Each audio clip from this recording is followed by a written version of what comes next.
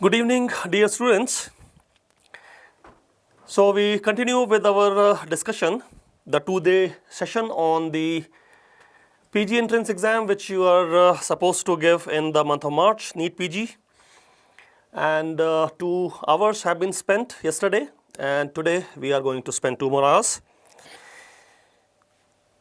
Good afternoon, good evening, Ram Ram,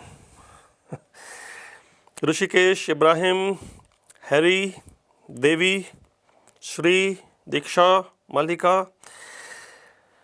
So, welcome you all, and we are continuing with our discussion for the questions which might be appearing in the next upcoming exam, your NEET PG exam. What you look at is one diagram taken from Harrison Medicine, the latest edition of Harrison, and it is very frequently being asked the dermatomes basically. So what do you think is the dermatome of the shoulder tip? Because the referred pain from the abdomen can reach here. So for example, there is a case of acute cholecystitis, the inflammation of the gallbladder can inflame or irritate the diaphragm, the phrenic nerve, and phrenic nerve has C4 root value, so the shoulder tip C4. Now shoulder tip is C4, which can be referred pain of the C4 root value phrenic nerve, could be coming from the acute cholecystitis, so referred to the right shoulder, or could be coming from a rupture of the spleen, the left shoulder. So shoulder tip is C4. As we mentioned that shoulder tip is C4 dermatome with the root value C4 also matching with the phrenic nerve, that is why the referred pain. What about the nipple level? Nipple level is T4. So why should I remember that nipple level is T4 dermatome? This is actually full body dermatomes. As I mentioned, it is from Harrison Medicine, anterior view and the posterior view. And you should not be surprised to find that there are at least 50 questions in the last 5 years.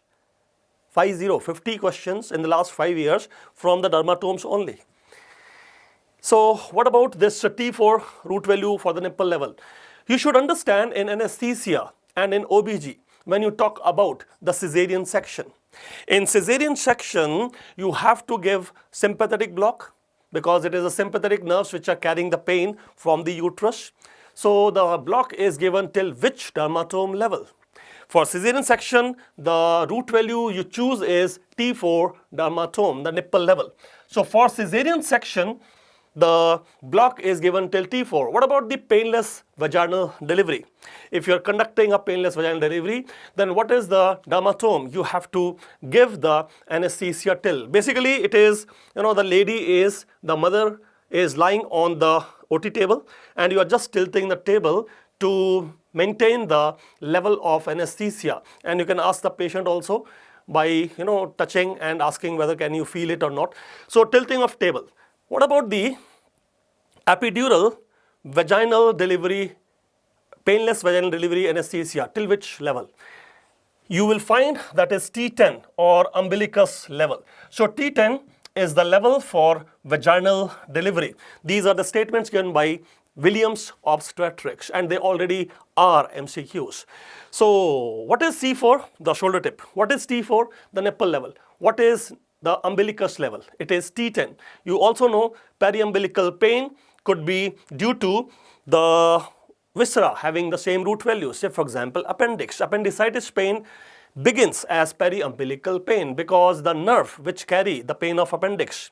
See, appendix, vermiform appendix, is a midgut derivative, and for midgut, which nerve is carrying pain? It is a sympathetic nerve, and you call it as the lesser splanchnic nerve. Now when you are talking about the lesser splanchnic nerve, what is the root value? And there you will find the root value T10 comes. What about the umbilical, what about the inguinal region where you have a junction of abdomen and lower limb? So junction of abdomen lower limb is the inguinal region where you have inguinal ligament also. So the level of inguinal ligament, what is the root value? And it is L1 dermatome. Recently, if you see last 2-3 years, they have been asking questions about the nerves carrying L1 root value, specifically ilio-hypogastric nerve. Let me take this diagram to this side a little bit. And the other one they are asking is ilio ilioinguinal nerve. So ilioinguinal nerve or iliohypogastric nerve coming from lumbar plexus having the root value L1 supply inguinal region. Not only it is inguinal region, it is anterior and medial thigh, anteromedial thigh. Why you are talking about these nerves in clinical relation? See, if you are operating for hernia operations, there are some nerves which can be compromised. There are mostly laparoscopic hernia surgeries done these days, but there can be open hernia repair as well. So if it is laparoscopic hernia repair being done, the nerves which are at risk of compromise, name them. So laparoscopically, if you are working on inguinal hernia repair, the nerves which can be compromised are basically genitofemoral nerve and the lateral cutaneous nerve of thigh. You know, while doing laparoscopic surgery for hernia in the inguinal region, if lateral cutaneous nerve is compromised, what will happen? What we call it as myalgia paresthetica. There will be pain in the lateral aspect of the thigh, not only anterior but also posterior. What is the dermatome then?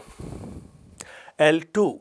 In fact, the dermatomes are also important because they keep asking you that. So anterior and posterior and lateral thigh, that is lateral cutaneous nerve of thigh, is compromised in laparoscopic hernia repair surgery. Sometime it can happen and leading to myalgia paresthetica, L2 dermatome. What about genitofemoral nerve? While doing laparoscopic surgery, if you put a tack at a place where you are not supposed to, like triangle of pain, then genitofemoral nerve is compromised. Where do you think will be the paresthesia or anesthesia if the nerve is damaged? Genitofemoral nerve is having two branches, genital branch and femoral branch. Genitofemoral nerve, genital branch, femoral nerve. So you will see femoral, if we take, let us use some other color. Anterior aspect of the thigh, that is the femoral branch, and genital branch will be on genitalia, of course. It will be the root of penis and anterior scrotum. So root of penis and anterior scrotum, that is which branch? Sensory supply at the root of penis and anterior scrotum is by the genital branch of genitofemoral nerve. So point is, while you were doing laparoscopic hernia surgery and you have compromised genitofemoral nerve, will be the sensory loss or sensory disturbance. It will be on the anterior thigh because that is femoral branch of genitofemoral nerve, and on the root of penis and anterior 1/3 of scrotum because that is genital branch of genitofemoral nerve. But be careful when you are talking about these femoral branch and the genital branch, because the same area is also supplied by ilioinguinal nerve. So what is ilioinguinal nerve supplying? It also supplies the root of penis and anterior 1/3 of the scrotum. We'll see these diagrams later also. So when the ilioinguinal nerve will be damaged, remember, ilioinguinal nerve or iliohypogastric nerves, they will be damaged in open hernia repair. If you are doing it open surgeries, then these are the nerves which can be compromised, iliohypogastric and ilioinguinal. So we'll be talking about them as well. What about the medial malleolus dermatome? Let me zoom this area now, and as I'm zooming, I'm focusing upon the lower limb. Remember, for the lower limb, you will find, if you look from the front view, lower limb begins with L1. You can just see, let me take it a little bit down. The lower limb will be beginning with L1, ending with S1. L1, S1, if you look from the front view. So looking from the front view, what are the dermatomes of the lower limb? Beginning L1, inguinal region, ending S1, the little toe. The little toe, S1, is basically supplied by sural nerve, and sural nerve is a branch of the tibial nerve, and the dermatome is S1. If there is a slip disc, L5 S1 slip disc, if there is L5 S1 slip disc, the root value involved is S1. Where will be the pain and burning sensation? The pain and burning sensation is along the little toe and lateral margin on the foot, because that is the root value S1 compressed in the slip disc, and that is a branch of tibial nerve. So L1 and S1, but be careful, for lower limb you also have S2. Then where is S2? You don't find S2 from the front view. S2 is posterior lower limb, posterior thigh and some part of the calf as well. So where is S2 dermatome? In the lower limb, but not from the front view. It will be on the posterior thigh, posterior cutaneous nerve of thigh. It is posterior cutaneous nerve of thigh you see here. So this is S2 and this is posterior cutaneous nerve of thigh. Where do you see S2? It is the posterior thigh and also reaching the calf region. And S2 pain is basically a problem of perineum region, because what is the root value of pudendal nerve? Root value of pudendal nerve is S2, S3, S4. So anything happening in the pudendal region, the pain can be referred to the posterior thigh. For example, stone in the distal ureter. Stone in the distal ureter. Distal ureter pain is carried by pudendal nerve or nervi erigantes, you can say, nervi erigantes. So nervi erigantes or pudendal nerve, what is the root value? May it be nervi erigantes or the pudendal nerve, they have same root value, S234. So where will be the pain referred to? Posterior thigh. That is how the dermatomes are important. S2 is in the lower limb, but from the posterior view, not from the anterior view. So I was asking you, where is L4 dermatome? L4 dermatome is medial malleolus. Medial malleolus. Why it is important? Because recently there are some questions being asked. You are stripping the great saphenous vein. You are damaging the saphenous nerve.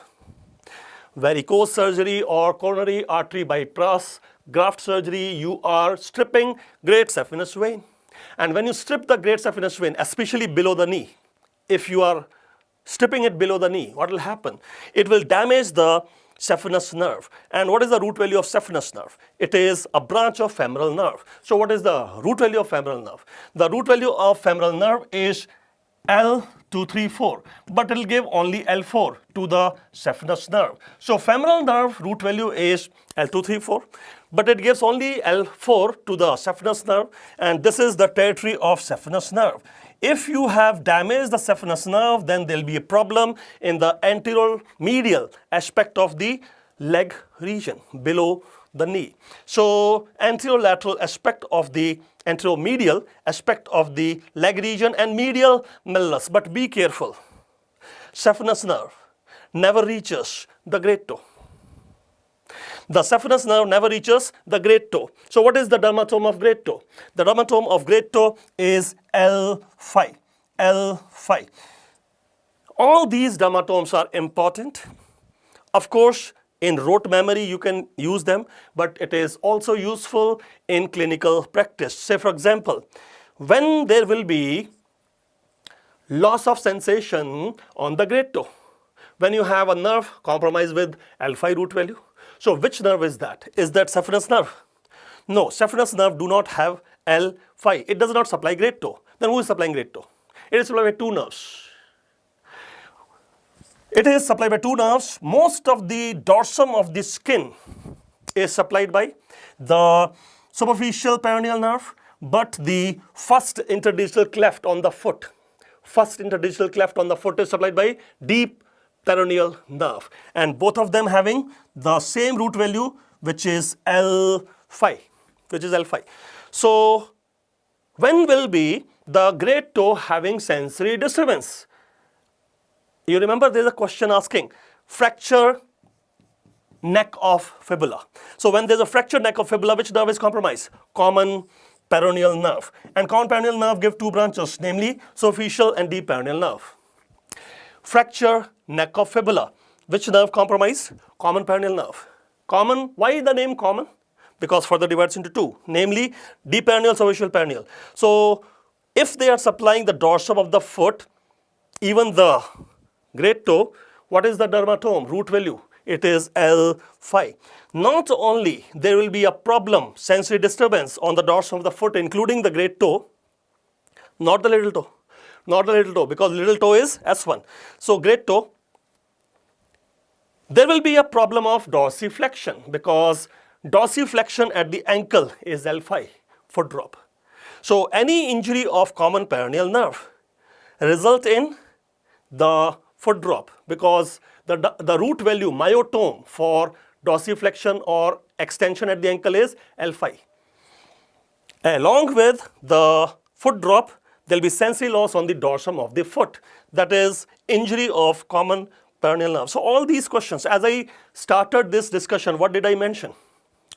50 questions, 50 questions in the last 5 years, and you might have thought, in anatomy only.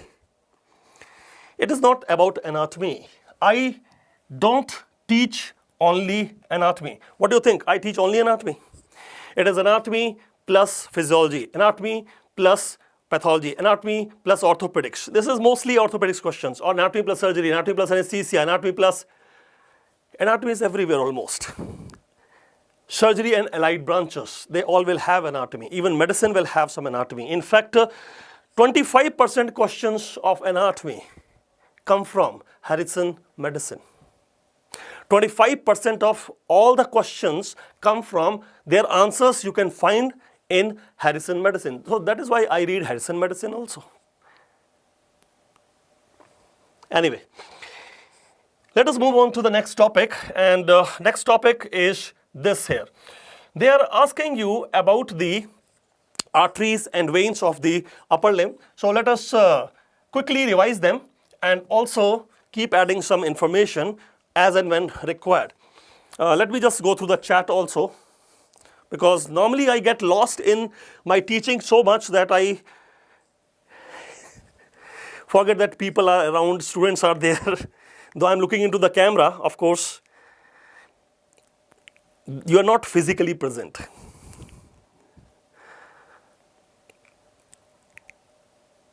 At least in front of my eyes. Virtually, of course, you are there. Yeah, of course, you will get the PDF. Don't worry. I will take good, nice shots of this all, because I don't use PowerPoint, I use OneNote. So taking good clicks and then making it a PowerPoint or PDF and give it to PrepLadder. PrepLadder will share it. Don't worry at all. Right. Is it last for anatomy? What does that mean? Love from Kashmir. Yes. Last anatomy? Are you talking about last anatomy, or is it last for anatomy? Brachial plexus, please explain. This is not brachial plexus, this is about the arteries and veins at the moment. Anyway, so actually what I feel is important for you in the next coming exam, whether it is your NEET PG, I have chosen those topics. So kindly trust me. And as I am suggesting here, see, there is one, this is a diagram with artery vein both. So let us first talk about arteries, because the deep veins follow the artery and they'll have same name also. Whatever the name of artery is, veins will also have same name if you are talking about deeper veins. So artery, one artery which is under clavicle, subclavian artery. As it enters the axilla, you call it as axillary artery. So one artery, let me zoom this area a little bit more if possible.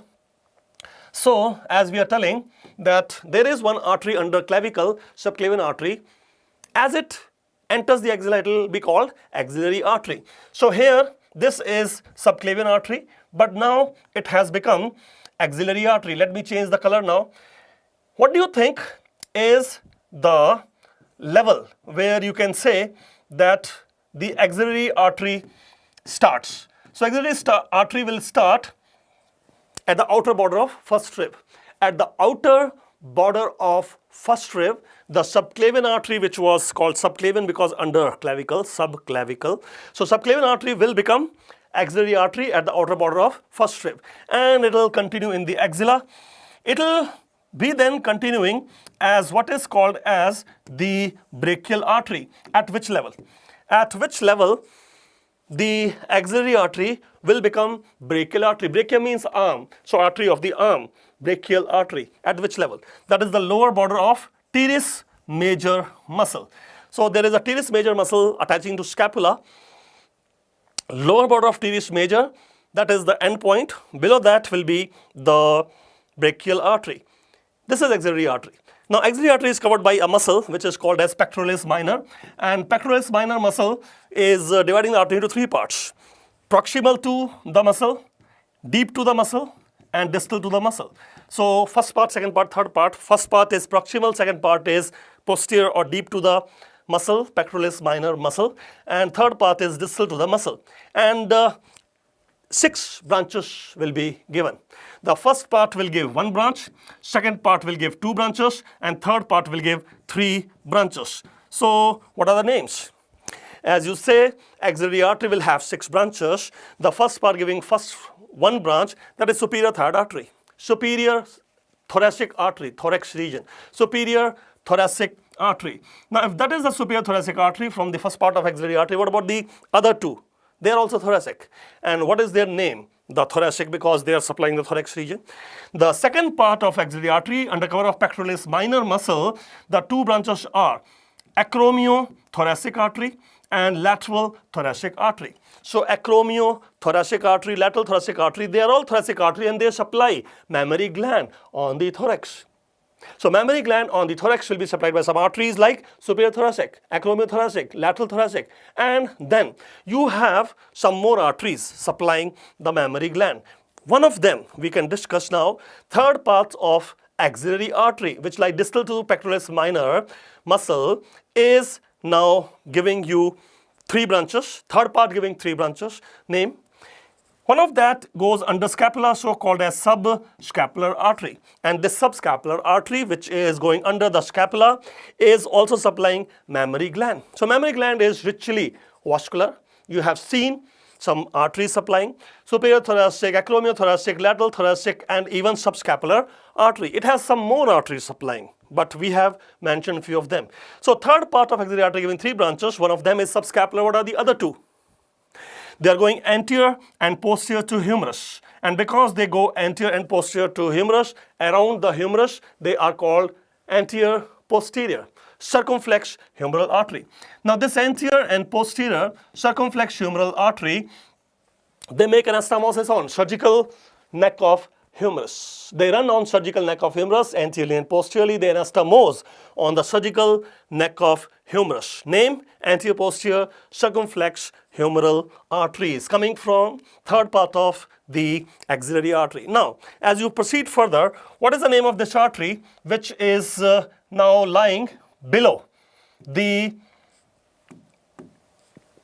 lower border of teres major? That is the brachial artery. And brachial artery now gives 2 branches. Let us take the diagram slightly higher, and you can see now here the brachial artery has come, giving 2 branches. One going lateral with the lateral bone, the radius bone, hence it is called as the radial artery. One with the medial bone going here, medial bone is ulnar bone, so ulnar artery. The bifurcation of the brachial artery into 2 branches happens in cubital fossa. So they are content of cubital fossa. What are the content of cubital fossa?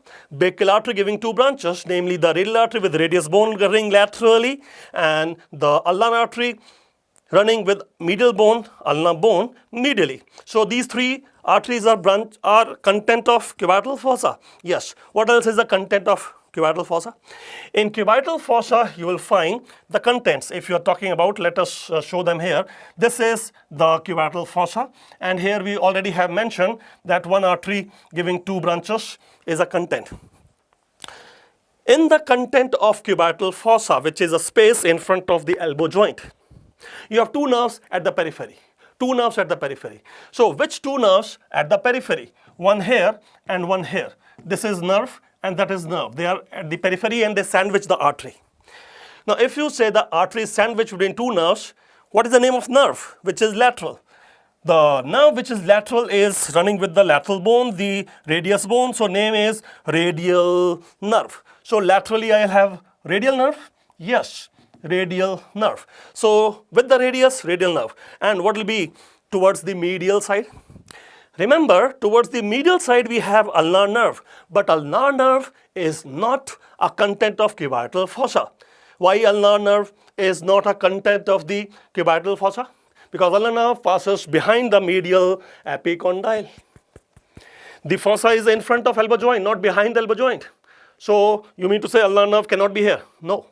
Ulnar nerve passes behind the medial epicondyle, and it can be damaged if there is a fracture in medial epicondyle. That is the ulnar nerve, but not a content of cubital fossa. Then which nerve? It is the median nerve. So the other nerve is median nerve. So you mean to say median nerve is a content of the cubital fossa? Yes. Actually, you should remember 4 contents of the cubital fossa. 4 contents. Which 4 contents? 2 nerves, 1 tendon, and 1 artery. So which 2 nerves?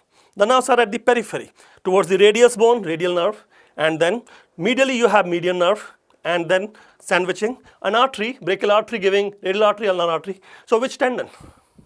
A tendon which comes from here, inserts on radius. It comes from here, biceps brachii tendon, inserting on radius. That is how it is a powerful supinator. Biceps muscle is a powerful supinator. So how do you do supination?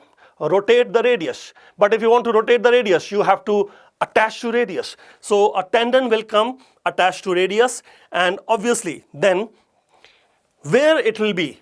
Radius is a lateral bone. So it will be lateral to the artery. So as I show the tendon, this tendon is coming, and biceps tendon, it will be going like this, lateral to the artery. Lateral to the artery. Artery is almost in the medial side actually with the median nerve. So that means this is the order of arrangement, because the examiner will ask you the order of arrangement. And if you want to remember a mnemonic, which I usually don't recommend, if you want to remember a mnemonic, then you can remember R-TAM, radial to medial. R-TAM, radial to medial. If you say R-TAM, radial to medial, what is radial? Radial is radial nerve. Okay, if radial is radial nerve, then what is T? T is the tendon, biceps tendon going laterally.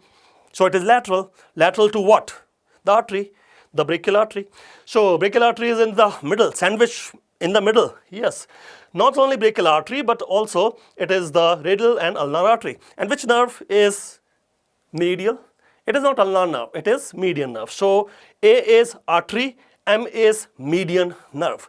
M is median nerve, A is artery, the brachial artery, T is tendon, tendon of biceps, and R is radial, the radial nerve. R, TAM, radial to medial. Now, as you proceed further with these arteries, you will notice that the arteries are entering the palm.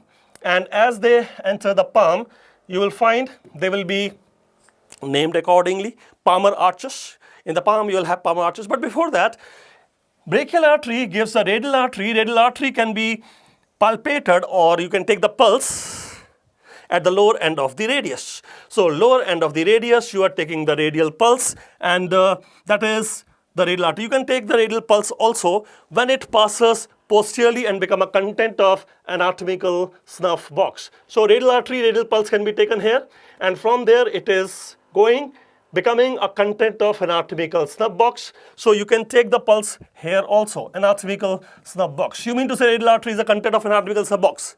Yes, radial artery is a content of anatomical snuff box. Then as it comes here, radial artery, it will go dorsum of the hand and pass deep and form a deep palmar arch. In the palm, it will form deep palmar arch. So you can see dotted area, and it is forming the deep palmar arch. So deep palmar arch is a continuation of the radial artery. First it is anterior, then goes posterior, then again comes anterior, because palm is anterior. Now this deep palmar arch will be having anastomosis with the superficial palmar arch. Which artery forms the superficial palmar arch? And for that you can change the color, and maybe you can use yellow color, maybe bright yellow. So as you are trying to follow the other artery, see, brachial artery in the cubital fossa gave the ulnar artery, and ulnar artery is now entering the palm superficial to flexor retinaculum. The ulnar artery passes with the ulnar nerve, ulnar artery and nerve both. Ulnar artery and nerve both will pass superficial to flexor retinaculum and then form superficial palmar arch. So it passes superficial to the flexor retinaculum along with the ulnar nerve also, which is also passing superficial. It is the median nerve which passes deep to flexor retinaculum. The ulnar nerve passes superficial. So ulnar artery, as it passes superficial to flexor retinaculum, forms superficial palmar arch. It is the ulnar artery which will be forming superficial palmar arch. The superficial palmar arch will have multiple communication with the deep palmar arch. And to check this communication between the two arteries, you can do what is called as Allen test. So what is the purpose of doing Allen test? Allen test we do to check for the integrity of this communication, the communication between superficial and deep palmar arch. But why you want to check the communication between the superficial deep palmar arch? Because I want to see whether there is a good collateral circulation or not. So how do you check that collateral circulation is there or not? Actually, I was taking a radial artery blood sample. I was fearful that there might be some thrombus formed. And if there is a thrombus formed in radial artery, the thumb will die of ischemia because thumb is supplied chiefly by radial artery. So I just want to make sure that if I take a radial artery blood sample and if there is a thrombus formed, the thumb will survive that or not. But how will thumb survive if you have a thrombus in radial artery? It will survive because it will be then supplied by ulnar artery. Collateral circulation. Okay, now you want to make sure that ulnar artery is capable enough to supply the thumb or not. And that is Allen test. Allen test is to check the patency of ulnar artery, whether it is patent enough to supply the thumb or not in emergency. An emergency could be a block in the radial arteries, some thrombus might develop. So what is Allen test? Allen test is to check the patency of ulnar artery. Is it capable of supplying the thumb in case of an emergency, which could be a thrombus in the radial artery because we were taking radial artery blood sampling? Questions are like this. Allen test is done for, you check the anastomosis between superficial and deep palmar arch. Number 2, you check for patency of ulnar artery. Now this is about the arteries. What about the veins? As I mentioned, whatever name the arteries are having, same name will be given to the veins. So let us talk about the veins also. As you look at the details of the vein, now you start from the hand itself. Actually, in the hand, as you will notice, same name, because we are telling it will be same name, deeper veins, not superficial. This is about deeper veins, not superficial. So deeper veins, what will be the name? If it is going with the ulnar artery, it will be ulnar vein. This is ulnar vein. So this is ulnar vein. Is there a single ulnar vein or two veins are there? Actually, there will be two veins. They are called as venae committantes. They are called as venae committantes. So you will have venae committantes means two veins sandwiching the artery. Yes. So there are two veins, venae committantes sandwiching the ulnar artery. So they are called ulnar veins. Similarly, you will have two veins sandwiching the ulnar artery. Yes. So the radial artery. Yes. So what will you call them? The radial veins. So there will be venae committantes, the radial veins, and ulnar veins. When the radial ulnar veins will join, what they will form? When the radial and ulnar veins will join, of course, they will be forming what you already know. This is the radial vein coming, and that is the ulnar vein coming. And when they join, they will be, this is the communication actually. As they join, they will form what is called as the brachial vein. And brachial vein will continue as? Brachial vein will continue as cephalic vein. Cephalic vein. So this is about deeper veins. Be careful. Radial veins join with ulnar veins and then they form what is called as brachial vein, and brachial vein will then continue as axillary vein. Can you tell me what will be the boundary line where the brachial vein become axillary vein? The brachial vein will become axillary vein at the level of same lower border of teres major. So just giving you some idea, but this is deeper veins, not a superficial actually. Okay, tell me the name of this muscle here. I'm asking you to identify this muscle because in anatomy these kind of questions are coming. Identify this muscle or this muscle or this muscle. Identify them or this muscle. Can you see they are bipinnate? Can you see they are bipinnate? Each of them are bipinnate.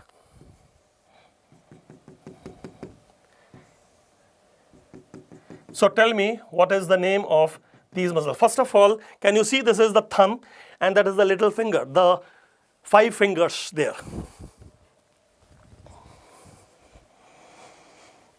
Very good.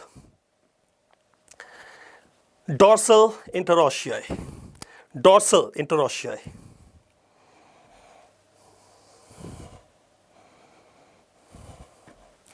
So, as you see, first of all, when you talk about interossei between bones, between metacarpal bones, metacarpal 1, 2, 3, 4, 5, this is metacarpal. And metacarpal bones, between the metacarpal bones, that is why interossei, between bones. So between bones you have interossei. How do you know it is dorsal? Because you see they are bipinnate. Remember, dorsal interossei are bipinnate, palmar interossei are unipinnate. Dorsal interossei are more powerful because bulky, double head. So dorsal interossei are all the 4 dorsal interossei. All the 4 dorsal interossei are bipinnate, coming from 2 origins. There are 2 origins.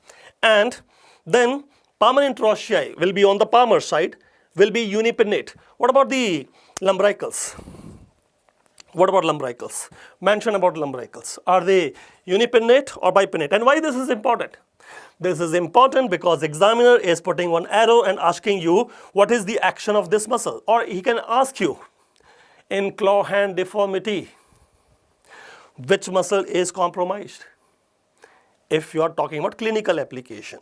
So tell me, I have told you dorsal interossei bipinnate, palmar interossei unipinnate. What about lumbricals? Which vein in anatomical snub box? There is no vein as a content of anatomical snub box, but there is a cephalic vein running at the roof of anatomical snub box. So cephalic vein runs at the roof of anatomical snub box because cephalic vein runs with the radial bone laterally. Cephalic vein is at the roof of anatomical snub box. Tell me, yes, very good. Devi Kulkarni, she has answered very well. 2 unipinnate and 2 bipinnate. Very good. So that is what, this is how you can identify the muscles in the exam. So lumbricals, there are 2 lateral and 2 medial. So as you understand, thumb is lateral, so lateral lumbricals, and these 2 will be medial lumbricals. Or with the medial bone, that is the ulnar bone, you will have the medial lumbricals and these are lateral lumbricals. With the lateral bone, the radius bone. You know, lumbricals, they originate from tendon of flexor digitorum profundus. Flexor digitorum. So in the anterior forearm, you have a muscle. It is a hybrid muscle. In the anterior forearm, you have a hybrid muscle. Hybrid means more than 1 nerve supply. 2 nerves are there. So what is the nerve supply of flexor digitorum profundus, which will flex the digit, fold the digit? Actually, it will have 2 nerve supply. Lateral half of FDP supplied by median nerve, and medial half of FDP supplied by a medial nerve, that is ulnar nerve. So if I want to fold these fingers, I will use lateral half of FDP supplied by median nerve. And if I'm using these 2 fingers, folding these 2 fingers, it is medial head of FDP. Medial head of FDP supplied by medial nerve, ulnar nerve. And similarly, it is flexor digitorum profundus which give you the lumbricals. Lateral 2 lumbricals will be supplied by median nerve and medial 2 lumbricals will be supplied by ulnar nerve. So these 2 lumbricals, ulnar nerve, are bipinnate. The medial 2 lumbricals, which are supplied by medial nerve, that is the ulnar nerve,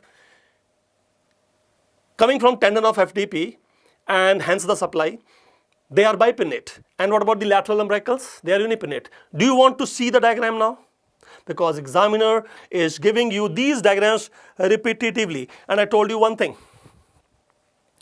If a question keep repeating itself, without modification. If a question keep coming again and again without modification, means they are not even changing the options or stem of the question, it is a dangerous question. It means people have been answering it wrong. That is the purpose of examiner, to get wrong answer from you. Examiner has a purpose. 2 lakh students are sitting in the exam hall. 2 lakh students, he has only 10,000 seats to distribute per year. Per year, I am the examiner. Per year, I have only 10,000 seats to give. There are 2 lakh students sitting. What should I do? I will make a question which only 5% student can answer. Questions are prepared in such a way 95% students should give wrong answer. And if you are already giving wrong answer to any question which is repeated, still you are giving wrong answer, why should I prepare a new question? Any question which is ditto, repeated again and again, that means you have been answering wrong. So it is a dangerous question. You have to find out what is wrong with the answer given by faculty, by the guides or whatever. There is something wrong with the answer which you are giving. So repeat questions are very dangerous. Take it from me. Anyway, I just wanted you to understand dorsal interosseae are bipinnate and palmar interosseae are unipinnate. Whereas lumbricals, if it is lumbrical 1 and 2, then they are unipinnate. If it is lumbrical 3, 4, then they are bipinnate. Let me take you to the diagram where you can appreciate the fact. The other thing is D2. D2. Can you see the middle finger? The third finger. This is thumb, first finger, second, third. Can you see D2? D2. The middle finger will have 2 dorsal interosseae. Middle finger will have 2 dorsal interosseae. Why the middle finger will have 2 dorsal interosseae? Why there is D2? Because middle finger is the axis. Whether you move the middle finger towards the thumb or you move the middle finger toward the little finger, it is always abduction, going away. What is abduction? ABD abduction, going away. Going away from what? Axis. So who is the axis? The middle finger is the axis. When you say middle finger is the axis and you are going away from the axis, what will be that called? Abduction. You know DAB? Dorsal interossei are for abduction. Dorsal interossei are for abduction, DAB. So dorsal interossei for abduction. Why the middle finger will have 2 dorsal interossei? And some of you might be thinking, some of you who have not practiced previous year questions. Some of you are there, I know, who have not practiced previous year question. They'll be wondering, what is he teaching? Is anybody asking such question? Take it from me. In my class, I speak no nonsense. It is no nonsense class. Each line I speak is already a question or will be a question. There is no nonsense in my class. I'm a very serious person. So everything is important. Why the middle finger has 2 dorsal interossei, D2? Because if middle finger is moving towards the thumb, abduction, towards little finger, it is still abduction, dorsal interossei for abduction, and it has P0. Why it has P0? No palmar interossei. But why it has P0? No palmar interossei, P for palmar. Why it has no palmar interossei? Because it is already in the axis, it is already in adduction. Why do you need palmar interossei for? Palmar interossei I need for adduction. Bringing the finger towards the axis, which is the middle finger itself. So palmar interossei, pat dab, palmar interossei for adduction. You use palmar interossei to bring fingers towards the middle finger axis, but it is already in the axis. Middle finger has no ADD adductors. P0. So middle finger, 0 palmar interossei and P0 and 2 dorsal interossei, D2. Each statement, what I speak is relevant, is important for your exam. How you use it, that is upon you, and I am also teaching how to use it. But in this, usually I will have MCQs. When I teach, I have MCQs, and then you realize, oh, this MCQ was there, that is why sir was giving this kind of detail. But in this class, there is no MCQ there. You just have to virtually think like this is not an actual class, you are virtually there. Actually, maybe it is due to COVID or whatever. PrepLadder already came before COVID, in fact. So nowadays we interact virtually, Facebook, Twitter, Instagram, and all that. The examiner, what he will do is, he will ask you, see, first of all, how do you know that this is palm? How do you know this is palm? How do you know that was dorsal? Because on the dorsal side, you will see there is only one tendon. On the dorsal side, you will find there is only one tendon, which is this, extensor digitorum. And extensor digitorum forming dorsal digital expansion. On the dorsal side, you'll have only one tendon, dorsal digital expansion will be there. This is one tendon, which is going to form dorsal digital expansion, and it is into this dorsal digital expansion, lumbrical interossei they are inserting. Where is this dorsal interossei inserting? Where is dorsal interossei inserting? Proximal phalanx and dorsal digital expansion. That is how they can do interphalangeal extension. How the dorsal interossei or palmar interossei or lumbrical interossei, 12 muscles, 4 palmar, 4 dorsal, 4 lumbrical, 12 muscles together, they insert on dorsal digital expansion. If you are unable to see the dorsal digital expansion, I'll tell you, this is the tendon of extensor digitorum, which will be forming something here called as dorsal digital expansion. And all these muscles insert here. When the lumbrical interossei insert on the dorsal digital expansion, what do they do? Whatever the extensor digitorum is doing. What is extensor digitorum doing? Extensor digitorum extending the digit at PIP and DIP. PIP and DIP. That is their function.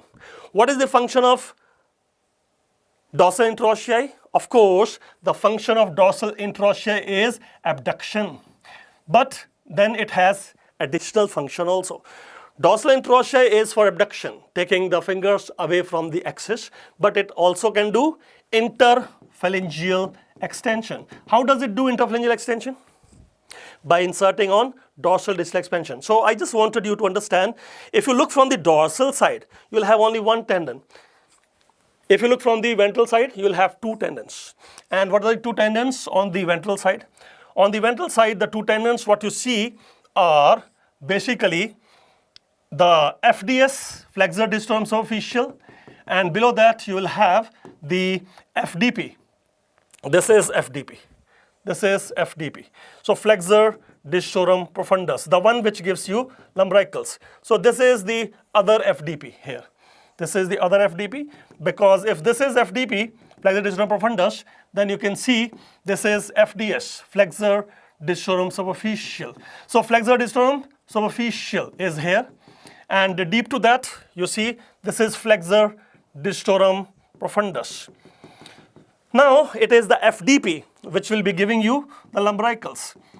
And remember LL. It is the flexor digitorum profundus which will be giving you lumbrical, and remember LL. What is LL? Lumbricals go lateral. Lumbricals go lateral. Who is lateral? Towards the thumb side. Towards the thumb side. So they will be coming from the FDP tendon, like this is the first tendon, second, third, and fourth FDP. This is the fourth FDP, because there are only 4 lumbricals for the 4 fingers. And it is seen like this, like this. So there is this FDP tendon which will be giving lumbrical. Where are the lumbricals now? Show the lumbricals.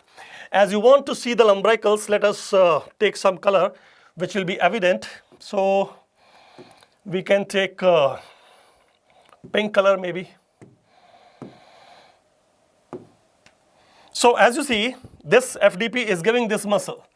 This is the muscle. This is unipinnate lumbrical 1. This is unipinnate lumbrical 2. And then you will see this is bipinnate lumbrical 3. And this is also bipinnate lumbrical 4. This is lumbrical 4. This is L4, lumbrical 4. Lumbrical 3. So as I told you, lumbrical 1, 2 are unipinnate. Lumbrical 3-4 are bipinnate. Lumbrical 3-4 are supplied by ulnar nerve because they are coming from the middle half of FDP. Middle half of FDP is supplied by ulnar nerve. The first two lumbrical 1 and lumbrical 1 and lumbrical 2, they are unipinnate and they are supplied by median nerve. Can you tell me what is the name of this muscle here? It is quite a deep muscle in the hand. So a question has come, it was putting a marker on this muscle, quite a deep muscle in the hand, and attaching to the thumb, move the thumb. So until you remove the thenar muscles, you cannot see this muscle. And thenar muscles are thumb muscles like abductor pollicis brevis, the flexor pollicis brevis, and then if you remove them, opponens pollicis. There are 3 thenar muscles for the thumb. So if you see, thenar muscles are abductor, flexor. If you remove them, opponens. Abductor pollicis brevis, flexor pollicis brevis, opponens pollicis, they are thenar muscles and they will have supply from median nerve. But this muscle which moves the thumb is a deeper muscle and is supplied by deep branch of ulnar nerve. What is the name of this muscle? Obviously now there is nothing left, so you will definitely say it will be adductor pollicis muscle. So what you find here, you can find this muscle only if you have removed the thenar muscles. Then you will find this, and in your exam this question already came. I know that there was a marker on the adductor pollicis and they keep asking questions on adductor pollicis. First of all, adductor pollicis is not a thenar muscle, though it works on thumb. Number 2, adductor pollicis is not superficial, it is deep. Hence it is supplied by deep branch of ulnar nerve, not median nerve.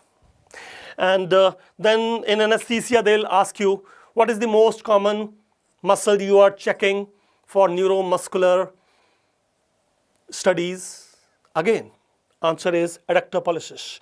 Now adductor pollicis, remember there are two heads of adductor pollicis. When you say there are 2 heads of adductor pollicis, what are the 2 heads of adductor pollicis? The 2 heads of adductor pollicis are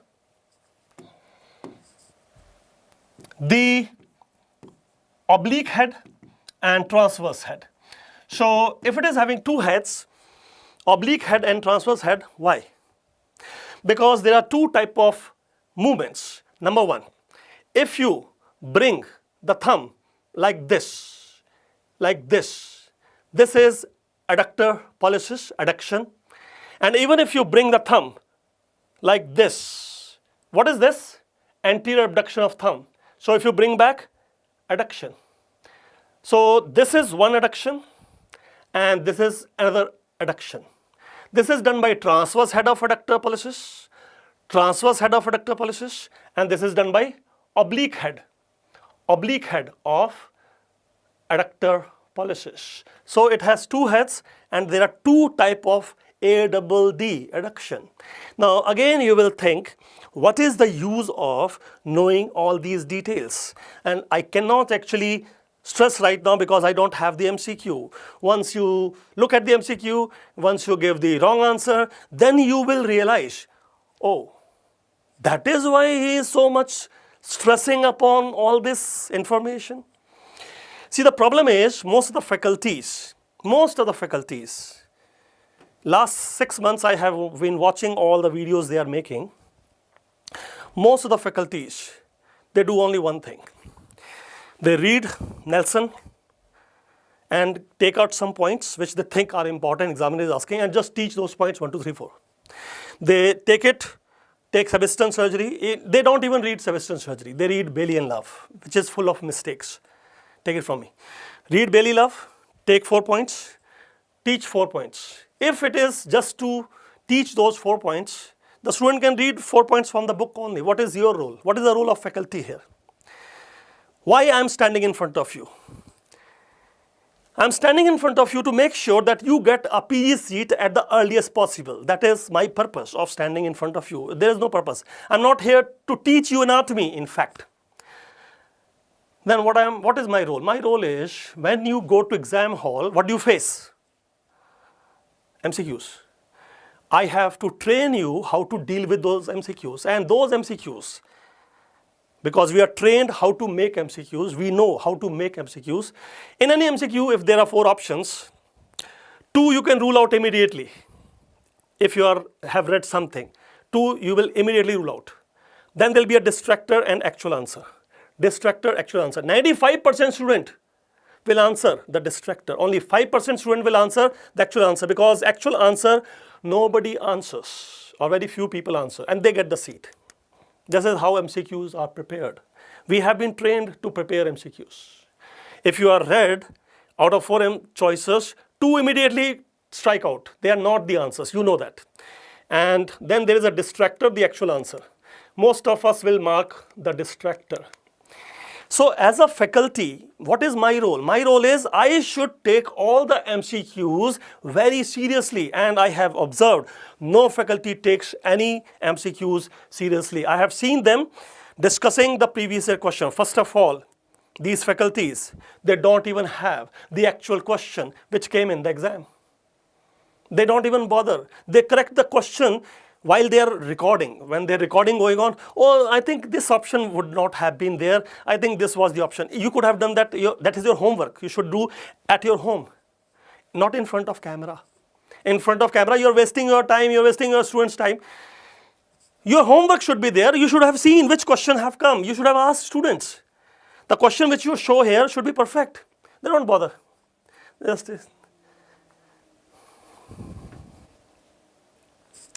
They're not doing their job properly, which is bad. You are in the top strata, top 10% in the society. People look at you with respect, with honor, with expectation. You are their idol. They will follow you. What example are you setting there? Be lazy, don't do homework, be casual. Just tell them these questions I have been teaching you all the time and you are not answering. This is what you have to tell them. You have to be very serious. Take your job seriously. I'm so frustrated. You know what my problem is? See, I'm not bothered about people at all.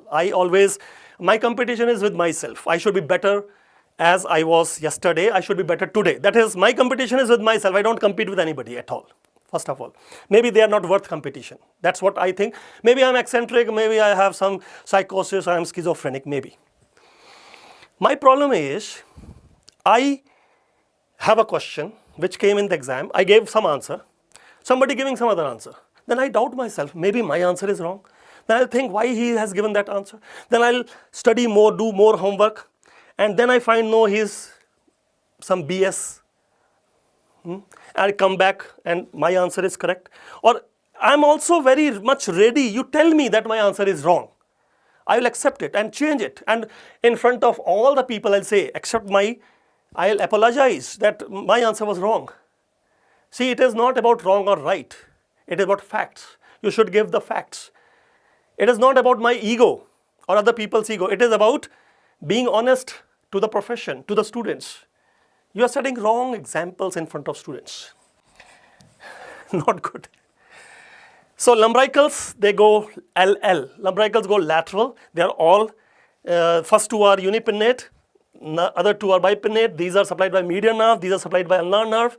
And they go lateral. You see, lateral, lateral. And where are they going? They all insert into the first proximal phalanx and dorsal distal expansion. That is why. What is the action of lumbricals? As they cross the metacarpophalangeal joint anteriorly, they will flex the MCP joint. Because they are inserting on the dorsal distal expansion, they will do interphalangeal extension. That is what they do. They have 2 actions. What are the 2 actions of lumbricals? The 2 actions of lumbricals are, as they cross the MCP joint anteriorly, they'll pull the proximal phalanx, fold the proximal phalanx. Fold the proximal phalanx. What is this? MCP flexion. But they insert on the dorsal distal expansion, do interphalangeal extension. What will happen if I have the median nerve injury? What will happen if I have median nerve injury at the wrist? Wrist/injury. Wrist/injury. Some people suicidal tendencies, wrist/injury. Which is the most common nerve damaged? Most common nerve damage in wrist/injury is median nerve. So these 2 lumbricals will be compromised. median claw hand deformity. Median claw hand deformity. Why there is median claw hand deformity? Because you have damaged the median nerve. So what is the problem? Problem is, if you cannot flex the MCP joint will go into extension. There will be extension at the MCP joint. And if you cannot extend the interphalangeal joint will go into flexion deformity. This is called as median claw hand deformity. I'll repeat again. What is the case?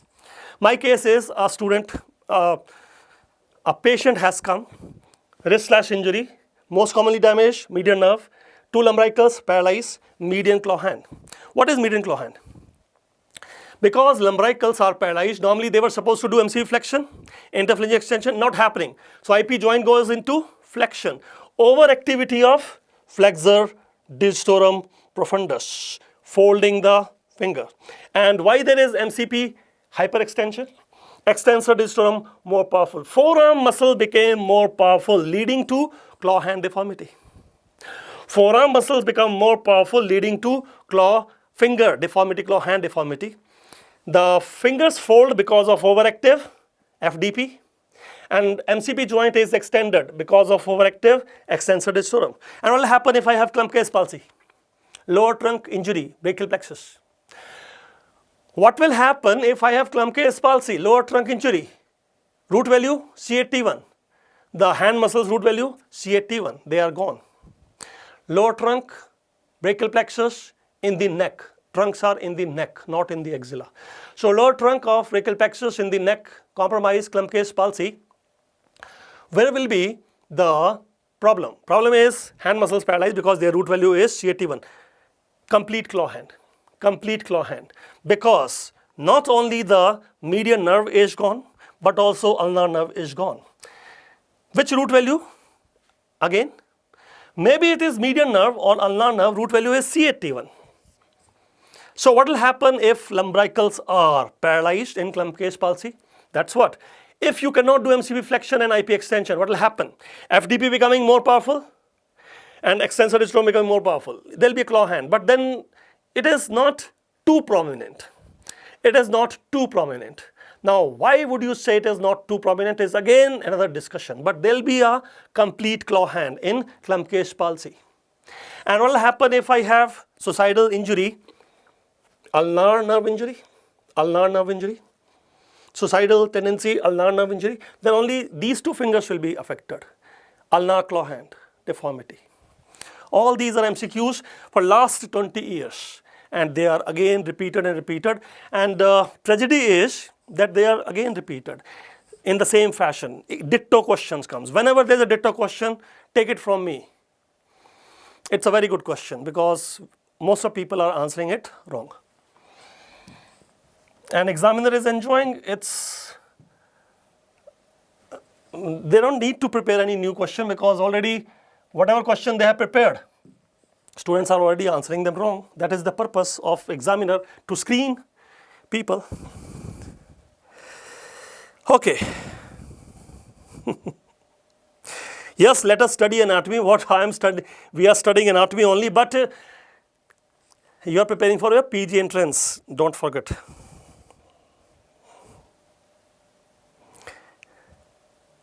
Ulnar paradox.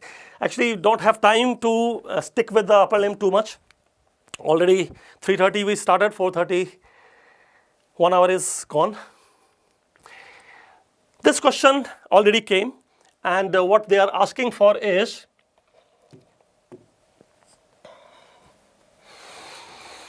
this is a transverse section in the abdomen region. Abdomen region, transverse section. So in the abdomen region you have spinal cord, which is protected by vertebral canal, and that vertebral canal is inside the bone vertebra. This will be lumbar vertebra. So lumbar vertebra posteriorly.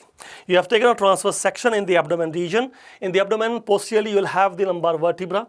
Inside the lumbar vertebra there is a vertebral canal. In the vertebral canal you have the spinal nerve. Spinal nerve giving you spinal spinal cord is giving you spinal nerves. Now, when the spinal cord is giving you spinal nerves, it will have anterior primary ramus it'll have the anterior primary ramus and it will have posterior primary ramus. Posterior primary ramus will supply posterior muscles like erector spinae. Posterior primary ramus will supply posterior muscles like erector spinae, so we are not concerned with that. We are concerned with the anterior abdominal wall muscles. Anterior abdominal wall muscles. So anterior abdominal muscles, that means transversus abdominis muscle, the internal oblique muscle and the external oblique muscle. So we are talking about the three of them. I'll repeat again. There is external oblique, remove it. Deep to that is internal oblique, remove it. And deep to that is transversus abdominis. If you are very much in the midline, then you have transversus abdominis muscle, one on each side, anteriorly. So anterior abdominal wall muscles. So if it is anterior abdominal wall muscles, more anteriorly, when you say six-pack is because of which muscle? The transversus abdominis muscle. So transversus abdominis muscle, which is inside the rectus sheath, you can show the rectus sheath somewhere here. This is the rectus sheath inside which you have the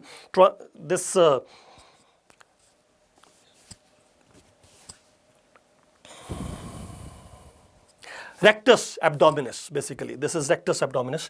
So rectus abdominis muscle, transversus abdominis is here. The deepermost is transversus abdominis. This is rectus abdominis, rectangular, the six-pack, rectangular six-pack. So rectus abdominis muscle is under the rectus sheath. This is the rectus sheath. So rectus sheath and rectus abdominis muscle. What is the nerve supply of rectus abdominis muscle or the transversus abdominis or internal oblique or external oblique? These nerves only, which came from the spinal cord. So which ramus is that? Anterior primary ramus. What is the name of these nerves? Some of them are called intercostal nerves because they also run in the intercostal spaces. So let us assume this is one of the intercostal nerve now. One of the intercostal nerve which is running here, they were asking in which plane it is running, because there is always a neurovascular plane. Not only the nerve but artery also will be running. Which artery? The artery name will of course be posterior intercostal artery. So posterior intercostal artery and posterior intercostal nerve. That is what we are talking about at the moment. At the moment we are talking about the posterior intercostal artery and posterior intercostal nerve. They are in which plane? That was the question. They are in a neurovascular plane. Yeah, neurovascular plane, but between which muscles? And you can see the posterior intercostal nerve or posterior intercostal artery, which will be coming from abdominal aorta. You will have the abdominal aorta, and abdominal aorta will be giving the posterior intercostal artery. It will follow the nerve. Both of them are together. They are sandwiched between two muscles. And the muscles are to the inside transversus abdominis, to the outside internal oblique. So the neurovascular plane where you have posterior intercostal artery or posterior intercostal nerve, that is between two muscles, the innermost transversus abdominis muscle and the outer one internal oblique. What is the use of knowing this? You can block them here. So why should we block the intercostal nerves? When you are operating on the anterior abdominal wall, whichever incision, Coker's incision, Fenenstein incision, or McBurney's incision, whichever incision, you can block these nerves right where they begin. So you mean to say before even the transversus abdominis or internal oblique started? Yes, before that. You don't need to puncture the muscles. So before that only, as the nerves are here, you can block them. This is the needle, that is your needle. So anesthesia needle, you can block them.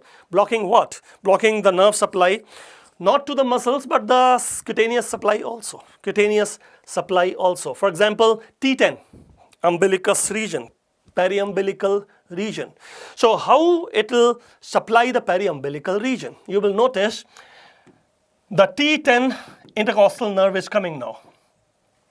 T10, because T10 is the dermatome of umbilicus.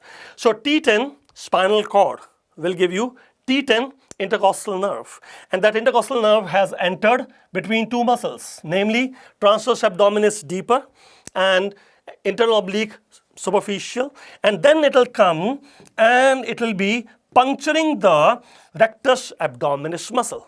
It will puncture the rectus abdominis muscle and then supply the umbilicus skin of the umbilicus, which is T10. So if you are telling that T10 nerve, which is supplying skin over the umbilicus, is first running between the two muscles and then it is puncturing the rectus abdominis muscle and then supplying the skin here, what about the other nerves which you talked about? Namely, say we talked about the nerves like iliohypogastric nerve and ilioinguinal nerve, the nerves which can be damaged in open hernia repair. Iliohypogastric nerve, ilioinguinal nerve, which can be damaged in open hernia surgery repair. What they will be puncturing? These two nerves, they puncture, obviously, which muscle? Internal oblique muscle, and then supply the skin. So if you talk about iliohypogastric or ilioinguinal nerve, they will be puncturing the muscle which was outside. So what is the name of this muscle which was outside? That was the internal oblique muscle, because inside muscle is transversus abdominis muscle. So these two nerves, they puncture internal oblique and then they will be supplying the skin here. These are some of the questions which you should be aware of. Anyway, now as you proceed further, tell me the name of these nerves.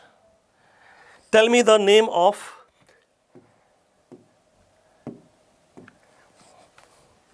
this nerve here, supplying the suprapubic region, and this nerve here supplying the mons pubis. In the male it will be scrotum. So tell me the name of these nerves. One is higher, one is lower. One is supplying suprapubic region above the pubis symphysis, and one is supplying below or at the pubis symphysis, and also mons pubis in female, labia majora also. In male, I'll draw the diagram. In male, actually, this is the scrotum, this is the penis. Scrotum and penis in male. Anterior, 1/3 of the scrotum and root of the penis is supplied by. In a male, anterior 1/3 of the scrotum and root of penis is supplied by chief nerve, this one, ilioinguinal nerve.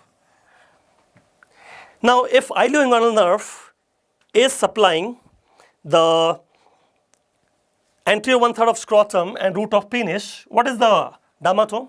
Dermatome we already told, L1. So it is L1 dermatome, yes. And what about the other nerve which is running more superficial, this one? What is the name of this nerve? That is also L1, but iliohypogastric. So this is iliohypogastric, and the one which is below, that is ilioinguinal nerve. I told you, both of them are at risk of injury when you are doing open hernia repair. Both of them have L1 root value. Now, what is the problem? Problem is, a question came recently, and all the faculty giving some answer, sometime wrong, sometime right, and they don't have any logic also behind whatever they are telling.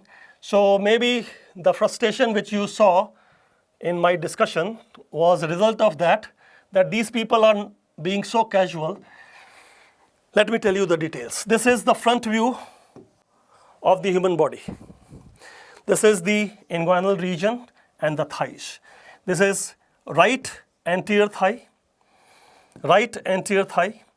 and that is the abdomen region. So this is inguinal region, this is umbilicus. That is umbilicus. This is anterior abdominal wall. This is inguinal ligament. And the junction of abdomen and thigh. This is anterior thigh.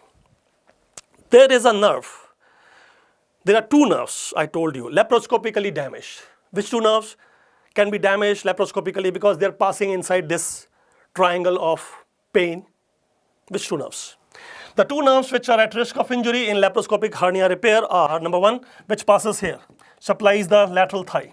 It is called as lateral cutaneous nerve of thigh. Number one. Number two, it is a nerve, genitofemoral nerve, which can be damaged. So two nerves at risk of injury. One is lateral cutaneous of thigh. If it is damaged in triangle of pain, you can have what is called myalgia paresthetica. What about the other one? Other one is genitofemoral nerve. It will have two branches. That is why the name is genitofemoral nerve. It will have a femoral branch and it will have a genital branch. So this is femoral branch which supply the roof of skin on the femoral triangle. You know, there is a femoral triangle here, anterior thigh. Anterior thigh, there is femoral triangle. In the femoral triangle, you have femoral vein. If you want to do femoral vein catheterization, which nerve you will anesthetize? That was the question. I repeat the question. You want to do femoral vein catheterization, which nerve will you anesthetize? Maybe that was the question, or maybe some other type of question was there. But what you are going to anesthetize below inguinal ligament. Below inguinal ligament will be the femoral branch. So femoral branch of genitofemoral nerve is anesthetized below the inguinal ligament so as to give anesthesia in the femoral triangle, not the femoral nerve. You're not blocking the femoral nerve. Femoral nerve is not blocked here. So okay, if that is the story, what does it supply?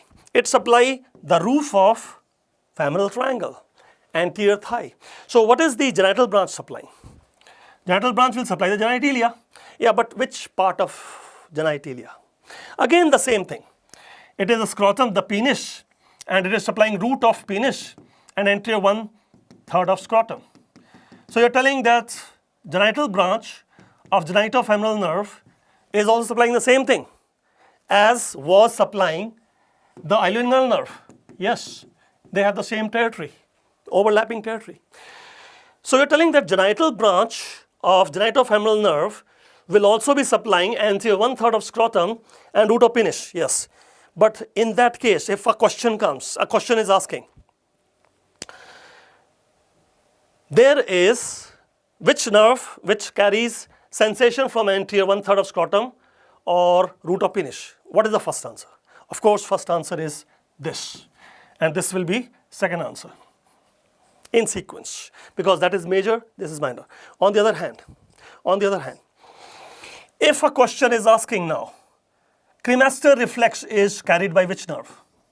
Again, you have two answers because they have overlapping territory. Cremaster reflex, which is touching the upper medial thigh in a male, scrotal elevation. Cremastic reflex touching the upper medial thigh in a male and resultant scrotal elevation, which nerve carry the sensation? Afferent. In cremaster reflex, which nerve carry the afferent or sensation? Both of them. Both of them means which one? The ilioinguinal and the genital branch of genitofemoral, because they have overlapping territory. But here, if both of them are given, which is the first answer? Remember, for cremastic reflex, the first answer will be genital branch of genitofemoral nerve. Genital branch of genitofemoral nerve. So you have to go through previous year questions in detail. You have to understand the psychology of the examiner. Why the examiner is asking this? Because in old edition of Gray's Anatomy, it was mentioned cremastic reflex is carried by ilioinguinal nerve. Now they have changed it. Cremastic reflex is carried by which nerve majorly? The genital branch of not the genital branch, basically femoral branch, because this time there is an overlap of femoral branch with ilioinguinal. I am sorry if you have written it the other way. Cremaster reflex, which is the sensory component? The femoral branch of genitofemoral nerve, or maybe I'll write it separately so that you don't get confused. Say a question is asking about cremaster reflex. What is the afferent?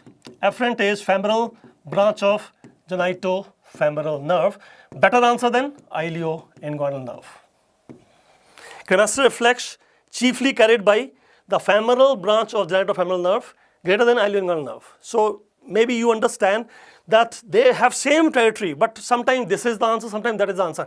How will you memorize all this? By practicing more and more of MCQs. That is the only thing I tell my students. And with that overview, you can see this diagram now. And you can tell me now, which nerves have been marked here? Which nerves have been marked here? If there is a nerve which is in the suprapubic region, then this will be iliohypogastric nerve. But there is a nerve which is, say, genitofemoral nerve. It gives one femoral branch and one genital branch. So this is the one which is marked here. The one which is marked here, the femoral branch of genitofemoral nerve, and this is the genital branch of genitofemoral nerve. But as I'm telling you, there is another nerve which is lying in this region, which has overlapping territory, and that nerve which is shown here is ilioinguinal nerve. So basically ilioinguinal nerve supply what? It supplies anteromedial thigh, it supplies anteromedial thigh, and it also supplies the root of penis and anterior scrotum. Because there is overlap of territory, there can be subtle differences in the questions, and you are definitely going to answer it wrong. So you have to be careful. So what is above the pubis, suprapubic, iliohypogastric? And what is genitofemoral nerve? Two branches, femoral branch, genital branch. And what is genital branch of genitofemoral nerve supplying? Genitalia, anterior 1/3 of scrotum and root of penis. But better answer for that will be ilioinguinal nerve. Ilioinguinal nerve is a better answer for supplying root of penis and anterior scrotum. What else anterior ilioinguinal nerve supply? It also supply anteromedial thigh. But the anteromedial thigh is also supplied by femoral branch of genitofemoral nerve. Now, if anterior medial thigh has two nerves, basically ilioinguinal nerve and also femoral branch of genitofemoral nerve, if I ask you who is carrying cremaster reflex, what is your answer? Cremaster reflex is chiefly carried by femoral branch of genitofemoral nerve plus ilioinguinal nerve. So at one place, ilioinguinal nerve is the first answer. At other place, it is the second answer. For cremaster reflex, it is the second answer. And for root of penis, it is the first answer. That was the only thing which I wanted to convey here. Maybe I took a lot of time, but this question has come recently. It is asking us about the colon cancer and which artery to be blocked. So there are definitely some good faculty members, and they definitely work hard. They definitely teach you very good. Maybe I find problems in anatomy, maybe, because their surgical part is good. They are very good at surgery. So I appreciate them. If somebody is doing good work, I'll appreciate. So there are some good teachers, they'll teach you very good. And they have taught it. I have no contradiction at all. Actually, I follow them in that purpose. But I'll always, see, trust, but verify. I'll trust them, but I'll verify. I'll read myself also. Anyway, there was a cancer here in the initial part of colon. Which arteries will you block?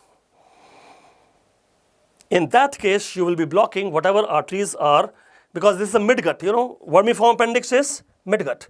So vermiform appendix is midgut, cecum is midgut, ascending colon is midgut, so midgut artery. What is the name of that midgut artery? The name of that midgut artery is superior mesenteric artery, branch of abdominal aorta. So this is the superior mesenteric artery, which is branch of abdominal aorta. It is supplying the midgut, like it is supplying appendix artery given by ileocolic artery, continuation of superior mesenteric artery. So if you ask me, appendix artery is a branch of, you say, ileocolic artery. Ileocolic artery is a continuation of superior mesenteric artery, is a branch of abdominal aorta. It is the abdominal aorta. It is the abdominal aorta which will give one anterior branch, name superior mesenteric artery, and superior mesenteric artery is the artery of midgut. Appendix is derivative of midgut. So appendix artery is a branch of, ileocolic artery is a branch of, is a continuation of superior mesenteric artery, is a branch of abdominal aorta. This is one thing. Second thing, if I have a tumor here, which artery should I block? Of course, I will block the ileocolic artery. But along with ileocolic artery, what else will you block? I will be blocking one artery here, which is called as the right colic artery. Because it is supplying right part of the colon, I block the right colic artery also. And I will be blocking one more. You will find there is one artery which is middle colic artery giving two branches. Let me take some other color, maybe green. It is middle colic artery which is a branch of, it is the middle colic artery which is a branch of, again, superior mesenteric artery, give two branches, a left branch and right branch. Left branch and right branch. Which branch will you block? So here I will block only the right branch, not the left branch. So if I have a tumor in the initial part of colon, which arteries will I block? It will be ileocolic and right colic and right branch of middle colic artery, and all of them coming from superior mesenteric artery. Now, if you had a tumor, if you were having a tumor, say, in this region, then, if that is the tumor, then I have no other option, but I will actually block the main trunk of middle colic artery. This time, I have to take care of even the left branch, which supplies till right 2/3 of transverse colon, because right 2/3 of transverse colon is midgut. Then this is hindgut. Hindgut has separate artery supply. Hindgut artery is separate. So this left branch of middle colic artery also will be blocked. In case I had a tumor somewhere here, I have to sacrifice that also. Till the right 2/3 of transverse colon, all the blood will be compromised, and then I can do resection or whatever you want to do. So difference is, for this tumor, I was sparing left branch of middle colic. But for this tumor, I cannot spare any branch. I have to block middle colic artery along with right colic and ileocolic. Then who is supplying the hindgut derivatives? Hindgut derivatives, you can see, we can make a diagram now ourselves. As you talk about the hindgut derivatives, you can just show 8 parts of large intestine. So what are the 8 parts of large intestine? Cecum, appendix, and 4 parts of colon, namely ascending colon, transverse colon, descending colon, sigmoid colon, and rectum, anal canal. So these are the 8 parts of large intestine. What are the 8 parts of large intestine once again? The 8 parts of large intestine are vermiform appendix, cecum, ascending colon, transverse colon, descending colon, sigmoid colon, there are 4 colons, and then the rectum and anal canal. Where is the junction of midgut and hindgut? The junction of midgut and hindgut is here. The right 2/3 of transverse colon belongs to midgut.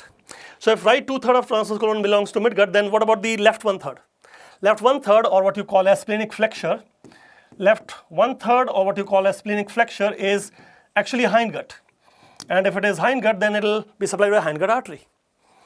Even hindgut artery will supply descending colon, sigmoid colon, rectum, and anal canal. So as we already have discussed this artery, let me show it again. Abdominal aorta gave what is called superior mesenteric artery, and superior mesenteric artery gave 3 branches. What are the three branches of superior mesenteric artery to supply the midgut territory? The superior mesenteric artery, which is branch of abdominal aorta, is supplying the midgut, so it will be giving iliocolic artery and right colic artery and middle colic artery. As we see,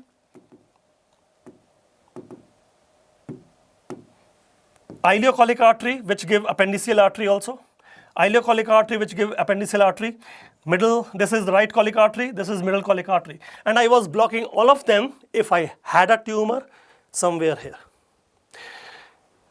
But then what about the splenic flexure? Who is supplying splenic flexure? And for that I have the artery of the hindgut, which is inferior mesenteric artery. So inferior mesenteric artery is the artery of the hindgut. Give the branches to hindgut then. It will give left colic artery and sigmoidal artery and superior rectal artery. So superior rectal artery, sigmoidal artery and left colic artery. Once again, as you see, the branches of inferior mesenteric artery. So inferior mesenteric artery is the artery of the hindgut. It will supply the hindgut. It will give left colic artery, it will give sigmoidal arteries, it will give superior rectal artery. Superior rectal artery not only supplies superior rectum, but it will also supply upper anal canal. Upper anal canal. So better answer will be, instead of calling it as superior rectal artery, you can call it as superior anorectal artery. Anorectal artery. Because it supplies rectum as well as anal canal. So superior rectal artery can also be called superior anorectal artery because it supplies rectum as well as anal canal. Upper portion of rectum, upper portion of anal canal, not the middle or lower. Because middle and lower rectum and anal canal will have middle and inferior rectal artery. So superior will supply only superior rectum and superior anal canal. The middle rectal artery is different. Inferior rectal artery is different. They are not branches of inferior mesenteric artery. They are branches of internal iliac artery. So it is the internal iliac artery which will give you middle rectal artery and inferior rectal artery. That is a different story altogether. We'll look at that also. It is the internal iliac artery which will give you middle and inferior rectal artery. But we are not talking about them here. Here we are talking about inferior mesenteric artery, branch of abdominal aorta supplying the hindgut territory, and you will see this is one ascending branch which was supplying the splenic flexure. It is the ascending branch which was supplying the splenic flexure. So inferior mesenteric artery gave the left colic artery giving ascending branch which was supplying the splenic flexure, is prone to early ischemia. It is a watershed area prone to early ischemia. Like what? Like if there is a block in the arterial supply, which is the first to be ischemic. That is the watershed area. Watershed area is the junction of right 2/3 of transverse colon and left 1/3 of transverse colon. Despite having double supply, it is most prone to ischemia. Why?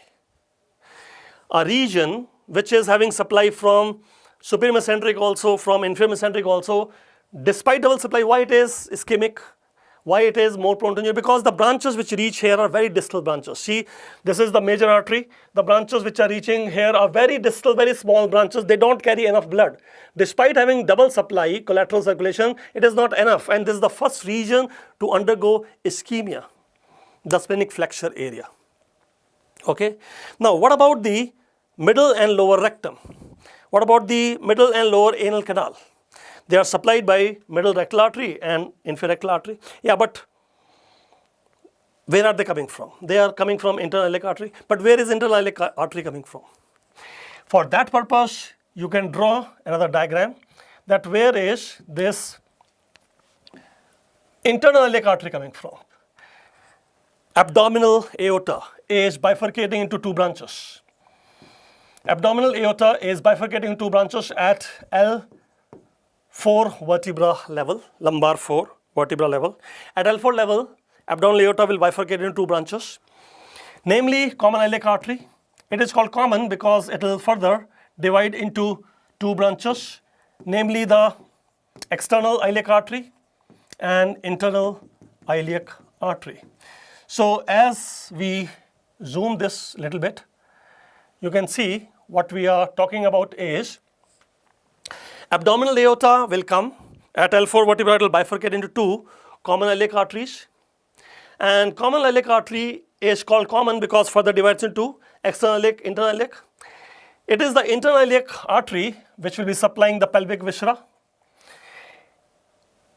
Say this is the internal iliac artery on right side and external iliac artery, and it is the internal iliac artery which will be supplying pelvic viscera.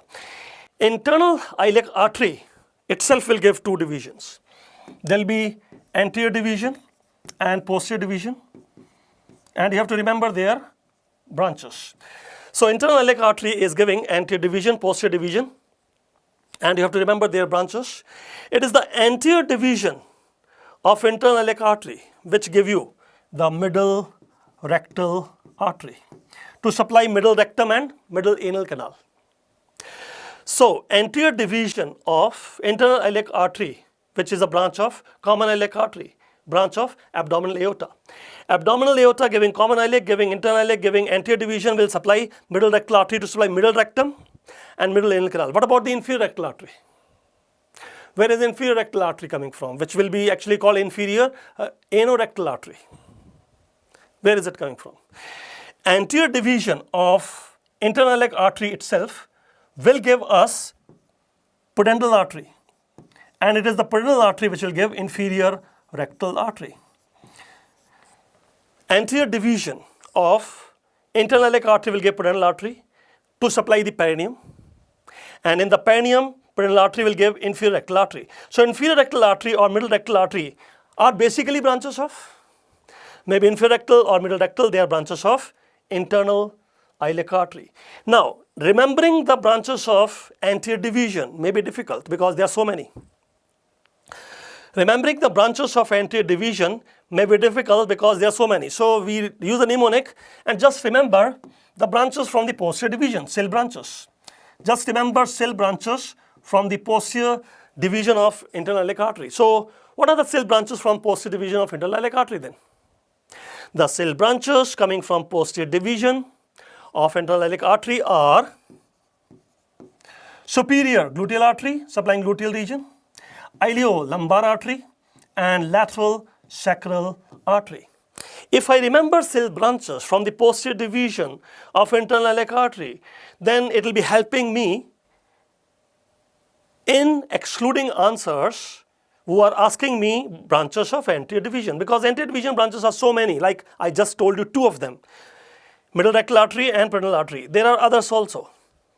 But if I remember cell branches from posterior division, it will be helping me. Now, where will it be helping you?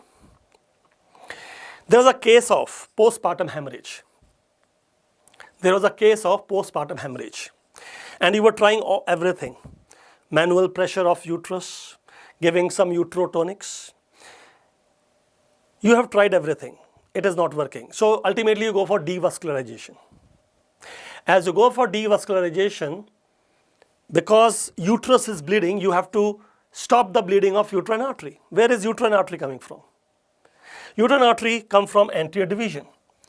Uterine artery come from anterior division. So you will block the uterine artery. Now you have blocked the uterine artery for a case of PPH, but it is still bleeding. Which is the next one you will block? It is understood that anterior division of internal iliac artery give you uterine artery, which supply uterus, but it has collateral anastomosis also, with one branch coming from abdominal aorta called ovarian artery. Ovarian artery is a direct branch of abdominal aorta. So ovarian artery, which is a direct branch of abdominal aorta, not only supply ovaries, it also supply uterine tube and uterus. Uterine tube and uterus. So a case of postpartum hemorrhage, you are doing devascularization. First artery to block is, of course, uterine artery, branch of anterior division of internal iliac artery. But it did not help you. It was still bleeding. So you thought maybe the anastomosis I have to take care of. Then you block the ovarian artery also. which is a direct branch of abdominal aorta, but still it is bleeding. Still postpartum hemorrhage is going on. What is the third artery you block? These are all MCQs, recently asked MCQs. Then you will do one thing, because you cannot continually keep blocking other arteries which are coming from here, like vaginal artery you have to block now.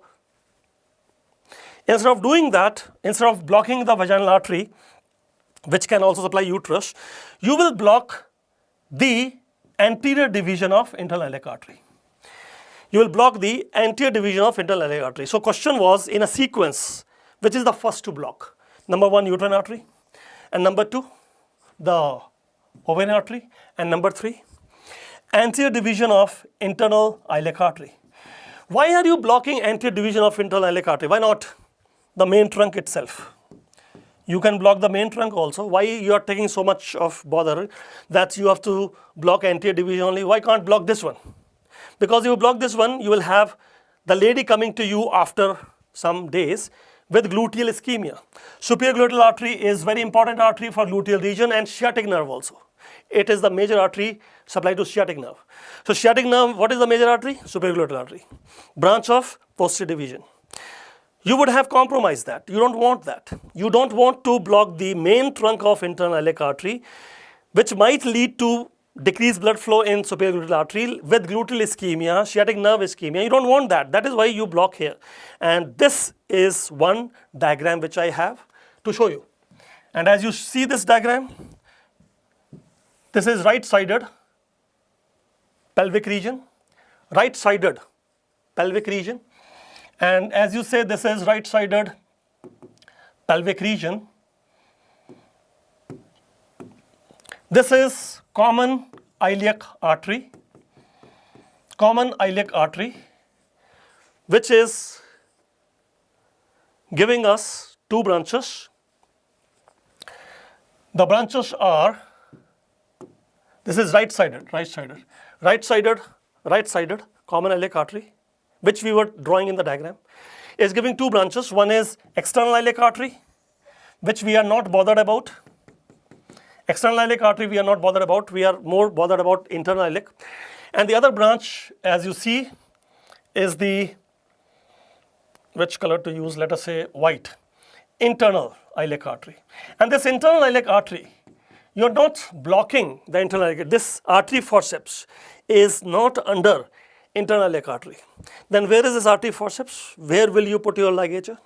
I will be putting this ligature not on the main trunk, but I will be putting this ligature on the anterior division of the internal iliac artery, not the posterior division. And why don't you block it here? Because if I block it here, then I might compromise posterior division. So look at the posterior division, and as you are looking at the posterior division, no color left. Okay, let us use this yellow only, no problem. This is the posterior division giving SIL branches, S, I, L. So what is this S? Superior gluteal artery. What is I? Iliolumbar artery. And what is this L? Lateral sacral artery, SIL branches. So this was the posterior division, and posterior division gave me SIL branches. S for superior gluteal artery, I for iliolumbar artery, and L for lateral sacral artery. I don't want to compromise that. That is why I did not put my artery forceps here, but a little bit distal here.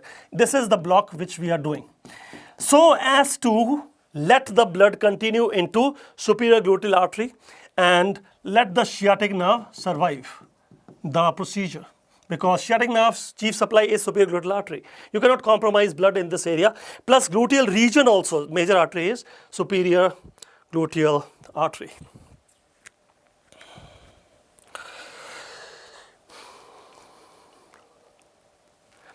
So left with 15 more minutes. Let me just look at the chat as well, though that is what I am not very good at.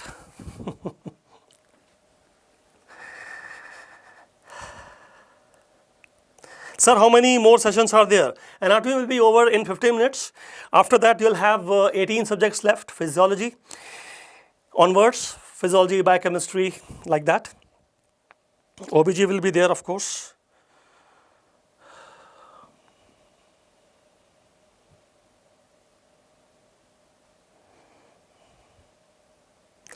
I'm just hoping whatever I have taught you, many questions should appear from what I am discussing. Right now, recently one question has come. To discuss that, let us look at the details. You are looking at somebody from posterior view.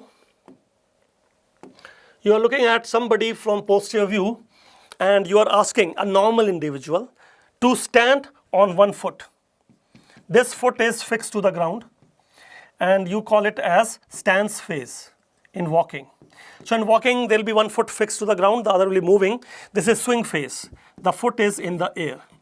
So you have asked one normal individual to stand on one foot, say, because looking from posterior view, this will be right side, right side. So you ask him, stand on your right foot. And as the person will stand on the right foot, that will be stance phase, the other foot will go into air, the swing phase, left foot is in the air. The gravity will now pull the pelvis down, but the pelvis doesn't tilt down. Why? So when the one foot is fixed to the ground, stance phase, other foot is in the air, swing phase, the pelvis, left pelvis will try to sag down, pulled by gravity. Why it is not tilting down? Because it is prevented by this sided gluteus medius plus little bit gluteus minimus supplied by superior gluteal nerve. So the right sided muscles will be working and their names are gluteus medius, gluteus minimus supplied by superior gluteal nerve. Yesterday we have discussed L45 S1 root value. If you remember, poliovirus lesion, anterior horn cells. So poliovirus lesion, anterior horn cells, that is the time we were discussing it. Now, before we talk about pathology, let us talk about anatomy.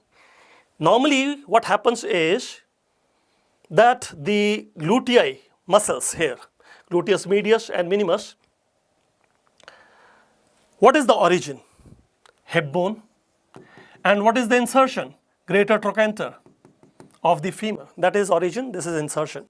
And because the origin is hip bone and insertion is the femur bone, when the muscle contracts, insertion moves and they abduct and medially rotate the femur. That is their chief function. What is the function of gluteus medius and minimus? Gluteus medius minimus, they originate from pubis, from the hip bone and insert on the greater trochanter, femur. So they'll pull the femur. So when they contract, the femur will go like this, away from midline. If you go away from midline, what is that? Abduction and medial rotation. But foot is fixed to the ground. Can you do such a movement at this particular point of time? Because the foot is fixed to the ground, can the gluteus medius minimus do the abduction? It is not possible. So what they do? Interchange of origin insertion. Interchange of origin insertion. Insertion becomes origin. Origin becomes insertion. So that means now femur cannot move because foot is fixed to the ground. So what will move? The hip bone. So if this is the origin, that is the insertion, which bone will move? The hip bone, and they will pull the hip bone down. They'll pull the hip bone down. That is how they balance the gravity. When the foot is fixed to the ground, origin insertion will interchange. Now the femur is not moving. Then what is moving? The hip bone is moving. Where it is moving? Insertion will go close to origin. So when insertion will go close to origin, means it will dip down. Yes. Why you want this kind of movement? I want this kind of movement to balance the gravity. When the foot is in the air, pelvis has a tendency to tilt down. I want to balance it by tilting that down. So if you tilt this down, tilt that down, pelvis will be at the same level. Anterior superior iliac spine will remain at the same level. That is the test.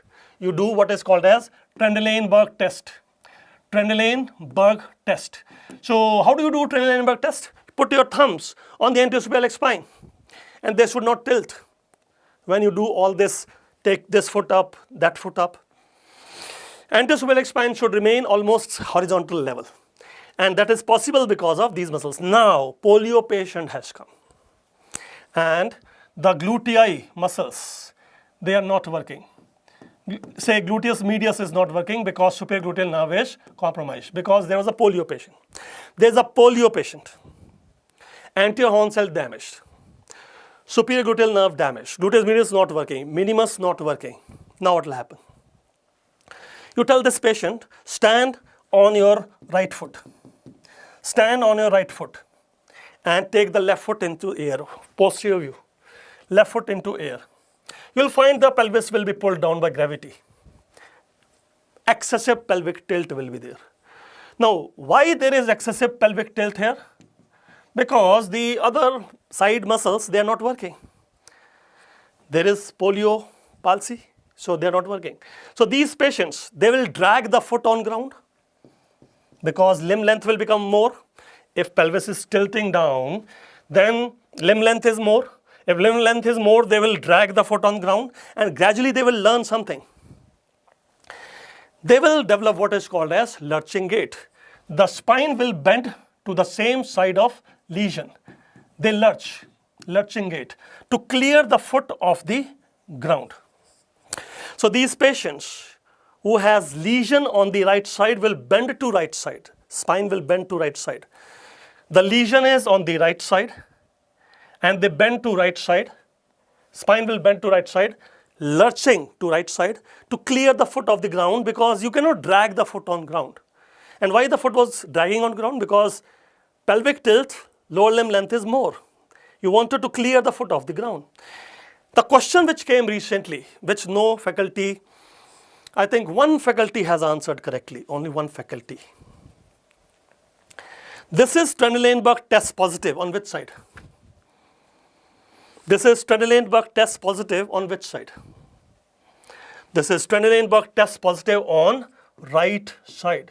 Right side Trendelenburg test is positive.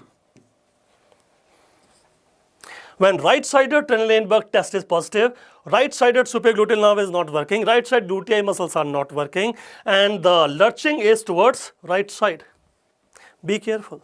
And that orthopedic faculty who told you correctly still did not mention origin, insertion, interchange. And why he did not mention? Because I told you, these exams, nobody is taking them seriously. Because maybe they have forgotten the pain which they took when they were preparing for their entrance exam, when they were making blunders. If you don't discuss all this, this is called blunder. And most of the time we make mistakes knowingly, blunders, and we have to minimize those blunders. And how do we minimize the blunders? By practicing more and more of MCQs. That is the only thing which I tell. Some repair is going on, I don't know, somebody is drilling on my head on the roof.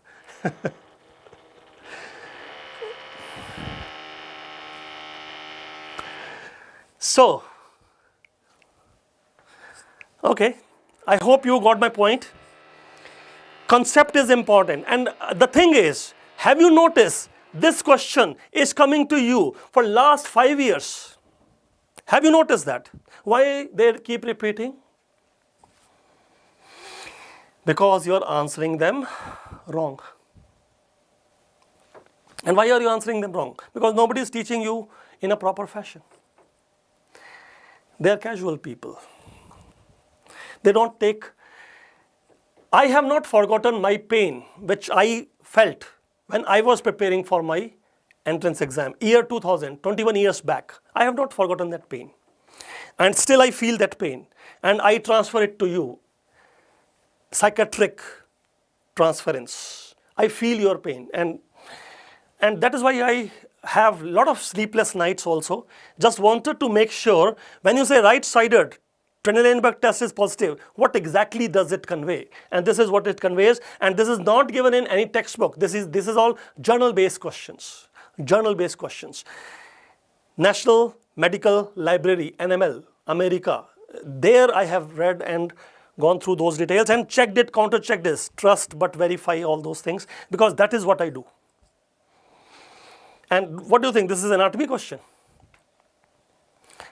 This is next. And next will make its trailer in the NEET PG, which is coming.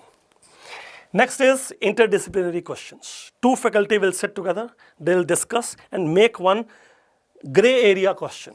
What is gray area?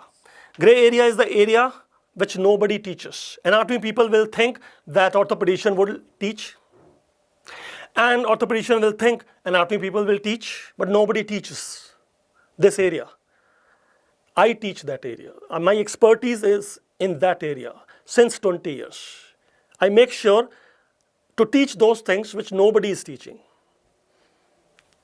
That is how I am. And I have tried. I cannot change myself.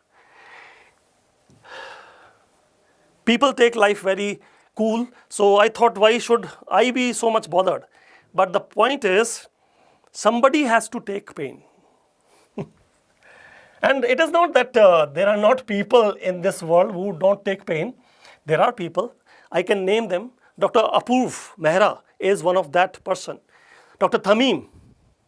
Dr. Tamim, who teaches medicine, is my batchmate, 93 batch, Bangalore Medical College. They are in the system for very long back.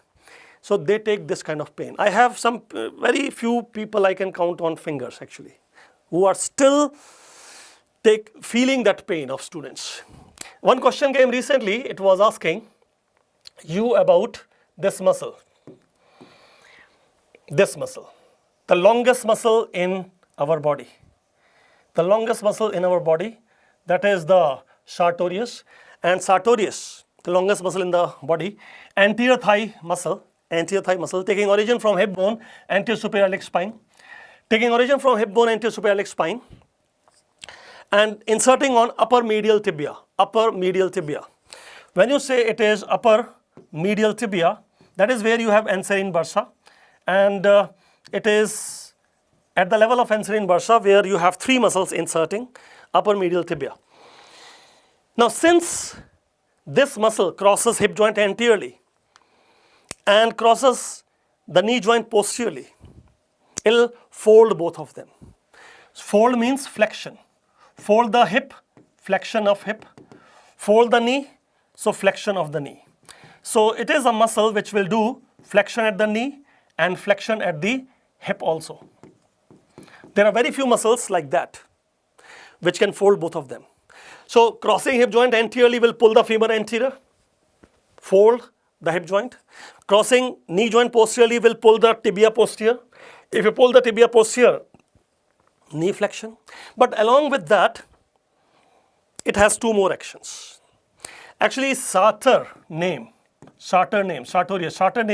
is tailor. It will help us in sitting tailor posture. Tailor posture in India, we also call it as Palthi posture. Palthi posture. Palthi posture, you know, some of the communities, they'll sit in Palthi posture, do yoga, Palthi posture. So when you sit in Palthi posture, do yoga, or you sew clothes also, not only you fold your hip and knee, but you also, this muscle can also do abduction and lateral rotation at the hip joint. So it will pull the femur away and away, away and away. When you say away and away means away and away, two times. Away is abduction and lateral rotation is also away, away. So away and away. Sartorius has four functions. Number one, flex the hip. Number two, flex the knee. Number three, take the femur away, abduction. And number four, rotate it away, lateral rotation, abduction, lateral rotation. These are functions of sartorius. What about the rectus femoris? Rectus femoris is also a muscle which you can see here. This is the rectus femoris, which crosses hip joint anteriorly. If rectus femoris is a muscle which also crosses the hip joint anteriorly, what it will do? It will pull the femur anterior, causing hip flexion. So Rectus femoris also causes hip flexion, but what does it do at the knee? At the knee, it is a part of quadriceps femoris, inserting on patella bone, pulling the tibia anteriorly at tibial tuberosity. I'll repeat again. Rectus femoris is a part of quadriceps femoris. It will be inserting on patella, then patellar tendon. On tibia anteriorly, you have tibial tuberosity. It will pull the tibia anterior. But if you pull the tibia anterior, what will happen to the knee? It will be knee extension. Knee extension.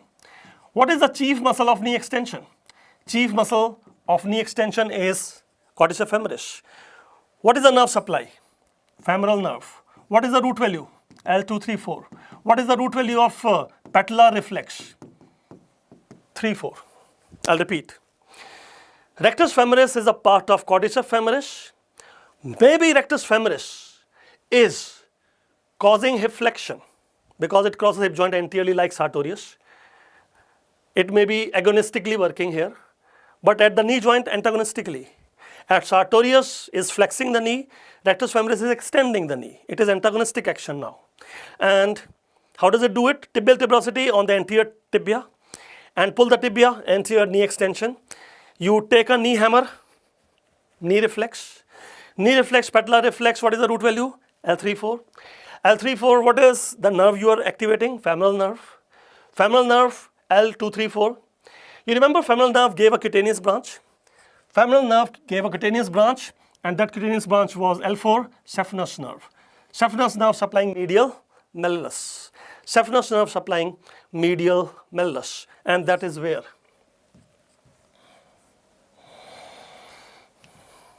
I told you already. What will happen if there was an injury at the fracture neck of fibula? So when there is a fracture neck of fibula, the nerve damage is common peroneal nerve. Why the common peroneal nerve is common? Because it divides into two. One is superficial peroneal nerve and the other is deep peroneal nerve. Deep peroneal nerve is also called anterior tibial nerve.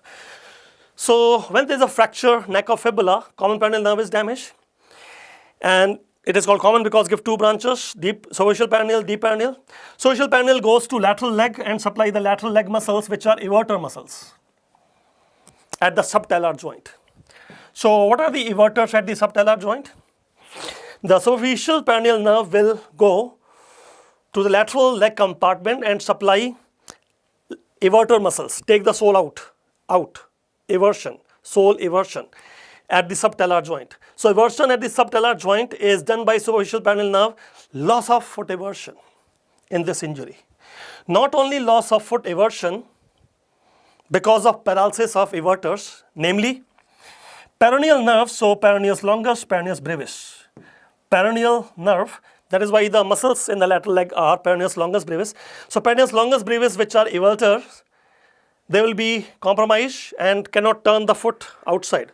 One. Second thing, this is also compromised, deep peroneal nerve, which is also called anterior tibial nerve because it is supplying anterior muscles on tibia. What are the anterior muscles on tibia? They are extensor muscles. Most of them are extensor muscles.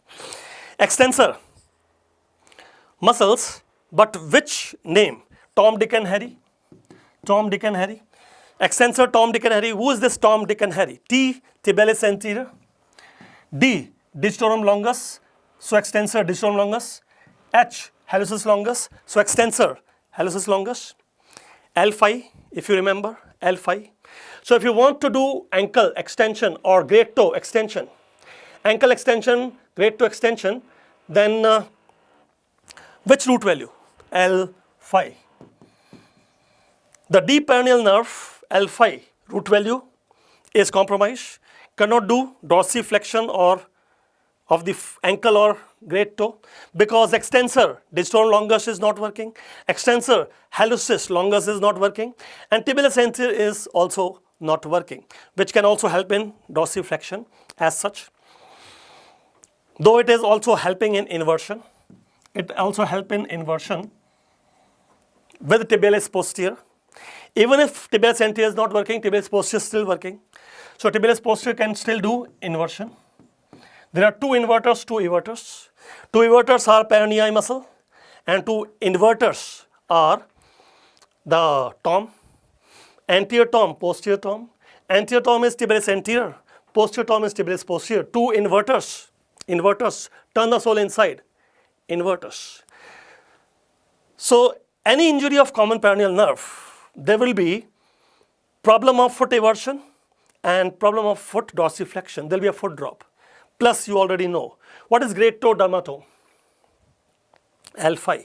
So sensory loss at the deep peroneal nerve supply dorsum of the first web space. Dorsum of the first web space will have sensory loss, and social peroneal nerve supply most of the dorsum of the foot except the little toe, if you remember, that is sural nerve. So in this patient there will be sensory loss on the dorsum of the foot, most of it because of common peroneal, the superficial peroneal nerve damage, and dorsum of the first interdigital cleft also because of injury of deep peroneal nerve. So that's all today. We will stop here. 3:30 to 5:30. I have tried to complete as many topics as possible. That was the purpose of this session. And I am very hopeful that whatever I have covered in this session should be helping you to answer not only anatomy questions, but also physiology, pathology, surgery, ENT, ophtha, anesthesia, radiology, orthopedics questions, because I teach all of them. By this time you must have realized.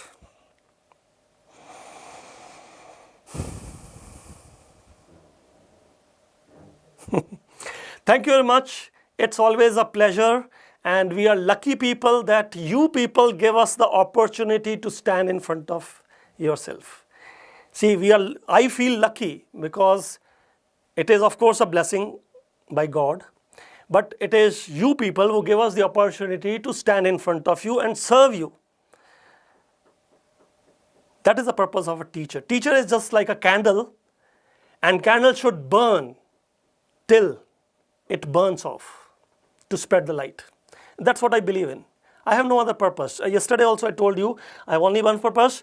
That one purpose is make some good physician, surgeons out of you, and for that you need a PG seat. So first hurdle is get a PG seat, but after PG seat, like I was reading here, I will take your subscription every year just to listen to you, no matter which branch I get into your explanation. This is what I want. You should remember this thing. And yesterday I read one message, sir makes anatomy hard to forget. Hard to forget. Yes, you should not forget. Because if your anatomy is good, you are a good surgeon, you are a good orthopedician, you are a good anesthesiologist, you are a good radiologist. Anatomy is everywhere. So my best wishes with you, and you should, cross your hurdle as soon as possible, and we will be in touch. Thanks a lot. Take care. Bye-bye.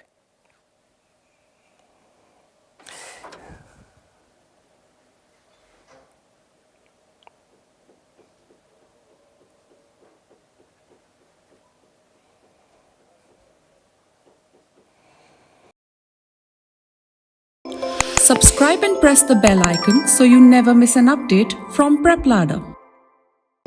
Subscribe and press the bell icon so you never miss an update from PrepLadder.